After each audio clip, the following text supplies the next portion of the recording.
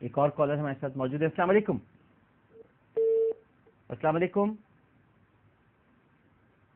السلام علیکم. مجھے یاد ہے. السلام علیکم. السلام علیکم. جی وعلیکم السلام. کون سا بات کر رہے ہیں؟ جی میں فرزانہ نذیر بات کر رہی ہوں بھاول نگر سے. جی فرمائیے. کیسے ہیں میرے بھائی آپ؟ الحمدللہ آپ کی دعائیں. بس میرے 2 بچے ہیں شاہد نذیر فیصل نذیر. نا بڑی بس ایک انہونی جسے کہتے ہیں اس میں پھنس گئے تھے.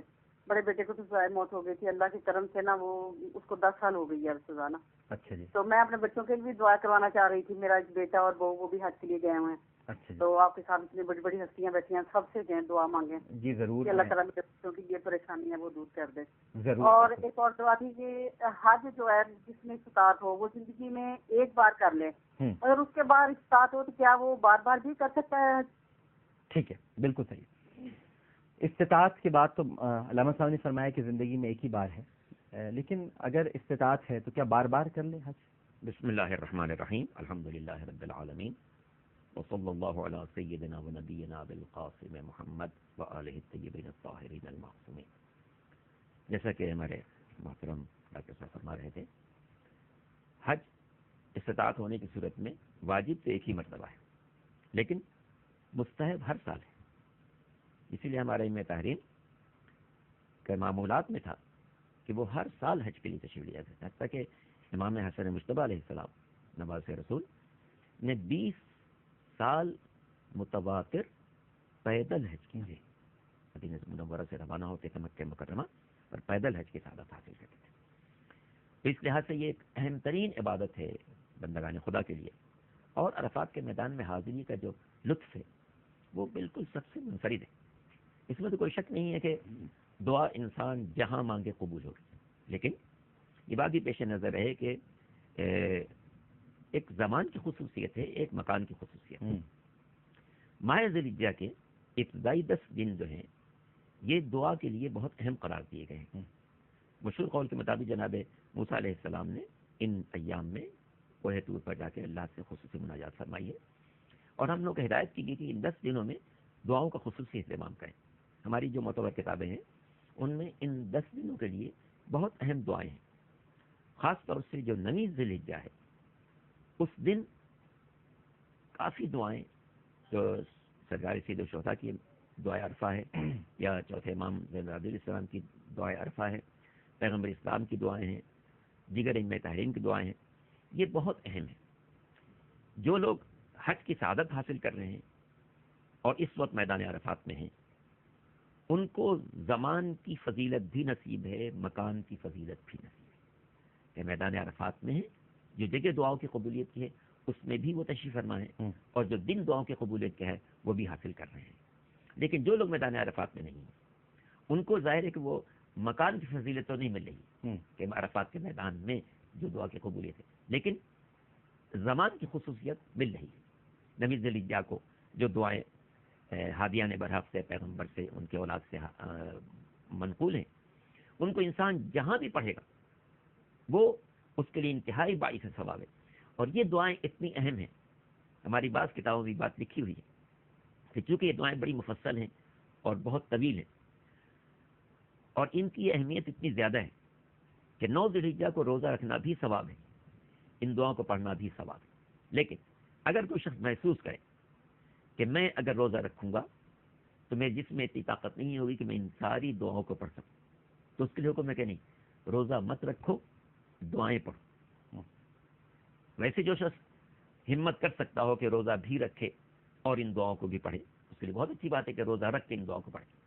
لیکن چونکہ ان دعاؤں کی بہت زیادہ اہمیت ہے، اس لیے حکم دیا گیا کہ اگر روزہ رکھنے کی بنا پر تمہارے جسم میں اتنی توانائی نہیں رہے گی کہ تم ان دعاؤں کو پڑھ سکو تو روزہ چھوڑ دینا، دعاؤں کو پڑھنا.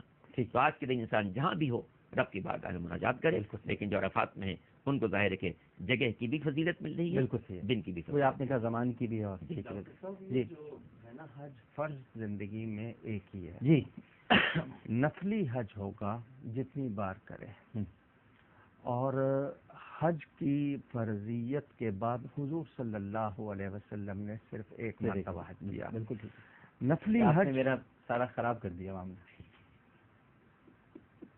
کیوں؟ سوال یہی تھا. آپ نے جواب بتا دیا. لیکن آپ نے تو اس میں پوچھا ہے کتنی بار حج کیا. حج کی فرضیت سے پہلے بھی تو حضور نے حج کیا. جواب دے دیا. فرضیت سے پہلے بھی تو کہاں فرضیت کی بات. آپ بیان کیجیے. آپ جواب دے دیا. جی جی چلے مجھے ٹکٹ مل جائے گا آپ کے لیے. سر آنکھوں بھی کیا بات کر دیا آپ نے. جی وہ یہ کہنا چاہتا تھا میں کہ بلا شبہ ایک شخص کے پاس استطاعت ہے وہ صرف سال میں ایک مرتبہ حاجی نہیں 4 مرتبہ عمرہ بھی کر سکتا ہے. میں یا دنیا کا کوئی مفتی روک نہیں سکتا. ٹھیک ہے. لیکن اس کو اتنا کہیں گے کہ ہو سکے تو ایسے کام بھی کر لیں جن سے سمجھ گیا زیادہ فائدہ. بے شک بالکل ٹھیک ہے. مثلاً اگر وہ جاتا ہے حج پہ میں اس کو روکوں گا نہیں. وہ کہے گا کہ جی میں امداد بھی کروں گا غریب کی پھر بھی حج کروں گا. میں کہوں گا ضرور کریں مگر کچھ نیکیاں ایسی ہیں جن کا ثواب نفلی حج سے بھی زیادہ ہے. جیسا کہ مثلاً میں نے کسی مستحق کے لیے ایسا انتظام کر دیا جو صدقہ جاریہ ہے. شادی کرا دی غریب کی, کسی کی خوراک کا انتظام کر دیا, کسی کی تعلیم کے خرچ دے دیے, کسی کا علاج کرا دیا, کنواں بنوا دیا میں نے, کہیں اور ضرورت پوری کر دی. یعنی میں کسی کے کام آ گیا لیکن اس کے باوجود وہ کہتا ہے میرے پاس ابھی بھی استطاعت میں جاؤں گا, میں روکوں گا نہیں. صحیح ہے. ٹھیک ہے. کیونکہ اس جگہ سے روکنا تو ہمارے بس کی بات نہیں, نہ ہم روک سکتے ہیں نہ روکنا چاہیے. لیکن اگر صرف وہ چاہتا ہے اللہ کی رضا تو اس چیز کو بھی پیش نظر رکھے. بالکل ٹھیک ہے. بالکل صحیح. السلام علیکم. وعلیکم السلام ورحمۃ اللہ وبرکاتہ. جی کون سا بات کریں؟ صاحب بہت اچھی ٹرانسمیشن پیش کر رہے ہیں اور بہت علمی اور معلوماتی سوالات ہمارے تک پہنچ رہے ہیں. اس کے جوابات. ڈاکٹر صاحب میرا ایک سوال یہ ہے کہ حج کے دوران کافی سارے معلم حضرات ایک دن پہلے ہی شام میں رات میں حاجی حضرات کو جو ہے منی لے جاتے ہیں اس وجہ سے کہ وہاں رش ہوتا ہے تو ایک دن پہلے ہی لے جا کے ٹھہر دیتے. کیا یہ صحیح ہے یا نہیں؟ جبکہ کیونکہ مینا میں تو ہمیں غروب آفتاب سے پہلے پہنچنا ہے. اس سے بہتر یہ نہیں کہ آپ باقی ٹائم جو ہے اگر آپ مدینے میں تو مسجد نبوی میں اور کعبۃ اللہ کے اندر گزارے. نہیں مسجد نبوی میں تو خیر مشکل ہو جائے گی کیونکہ وہاں سے نکلتے کیونکہ وہاں پتہ نا آپ کو کہ وہ پھر وہ بند بھی کر دیتے ہیں راستے. لیکن آپ کعبۃ اللہ سے ضرور یہ پوچھنا چاہیں تو پوچھ سکتے ہیں سوال. یہی پوچھنا تھا میں نے کہ اس سے بہتر یہ نہیں کہ کعبۃ اللہ میں وہ گزار کے اور اگلے دن حج والے دن صبح مینا پہنچا جائے. جی بہتر. اور کوئی سوال تو نہیں آپ کا؟ نہیں. جی بہتر.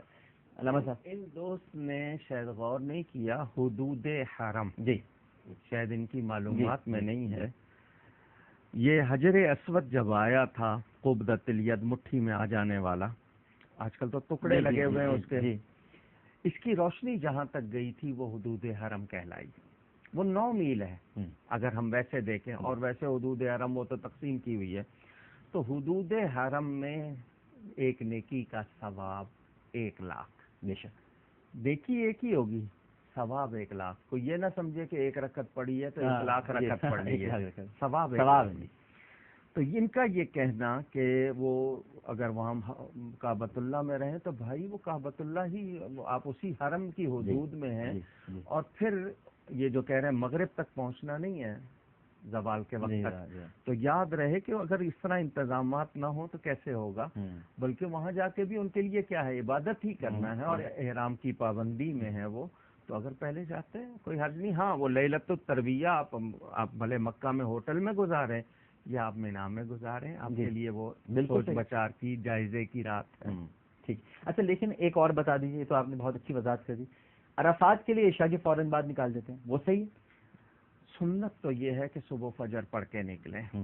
لیکن اگر ان کو یہ ہے کہ جی تمام کو نہیں جا سکتے جی ٹھیک ہے, کیونکہ اس دن مقامی لوگوں کا بھی ایک ہی دن کا حج ہوتا ہے جو مکہ کے رہنے والے ہیں, تو وہ بھی شامل ہوتے ہیں. تو سڑکیں کم ہیں, سواریاں تو سہولت کے مطابق پھر یہ کیا گیا تو اس میں بری بات نہیں. اتنا بھی نہ ہو کہ بہت جلدی ہو جائے. ٹھیک ہے بالکل صحیح. یعنی یہ دیکھ لیا جائے کہ اتنا زیادہ رش تو نہیں ہو رہا ہے تو جتنی زیادہ تاخیر کر سکیں. بالکل ٹھیک, بالکل صحیح. السلام علیکم. السلام علیکم. جی کون صاحب بات کریں؟ میں بلقیس بات کر رہی ہوں دبئی سے. جی بلقیس صاحبہ فرمائیے. میں آپ کے بیٹا میرے پڑوسی ہو, میں آپ کے چاچا کو بھی جانتی ہوں اور آپ کی امی سے بھی اچھے سے واقف ہوں. کہاں پڑوسی رہا ہوں میں آپ کا؟ ہماری پڑوسی تھی. کہاں پڑوسی؟ تو میں یہ پوچھنا چاہ رہی ہوں بیٹا کہ میں نے یہ تو بتائیے مرتبہ عمرہ کیا ہے. اچھا چلیں، میں یہ پوچھ رہا تھا آپ سے کہ میں پڑوسی کہاں پر رہا ہوں آپ کا، یہ خداداد کالونی میں یا خداداد کالونی میں؟ اچھا اچھا جی بالکل ٹھیک ہے، صحیح ہے، پوچھیے آپ، سوال کیجیے آپ. پیچھے ہمارا سامنے گھر تھا آپ کا، پیچھے ہمارا 54 نمبر گھر تھا. اچھا صحیح ہے، تو ہمارے 821 تھا، صحیح ہے بالکل ٹھیک ہے. ہاں تو اب میں یہ پوچھنا چاہ رہی ہوں کہ مطلب میں نے عمرہ تو 6-7 دفعہ کیا ہے، لیکن اب اتنا نہیں ہے کہ میں حج کر سکوں. ہم لوگ دبئی میں مقیم ہیں، دبئی میں میں رہتی ہوں، لیکن اب کسی نے یہ کہا ہے کہ حج بھی ضروری ہو گیا آپ پر. تو میں یہ پوچھنا چاہ رہی ہوں کہ اتنا تو میرے پاس نہیں ہے کہ میں حج پہ جا سکوں. اچھا آپ نے عمرے کیے، حج نہیں کیا آپ نے؟ عمرے کیے آپ نے، حج کبھی بھی نہیں کیا؟ بس حج نہیں کر سکی، عمرے بہت مرتبہ کیے، 6-7 دفعہ عمرہ میں نے کیا ہے. ٹھیک ہے. تو اب پیسے بہت زیادہ ہو گئے، یعنی حج کے بہت زیادہ پیسے لگ رہے ہیں نا، بالکل ٹھیک ہے. تو ابھی اتنی ہماری گنجائش نہیں ہے. تو میں یہ پوچھنا چاہ رہی ہوں کہ اب یہ فرض ہے مجھ پر؟ بالکل ٹھیک ہے، ہم علامہ صاحب سے اس کے جواب لیتے ہیں. ایک اور کالر ہمارے ساتھ موجود ہے. السلام علیکم. السلام علیکم.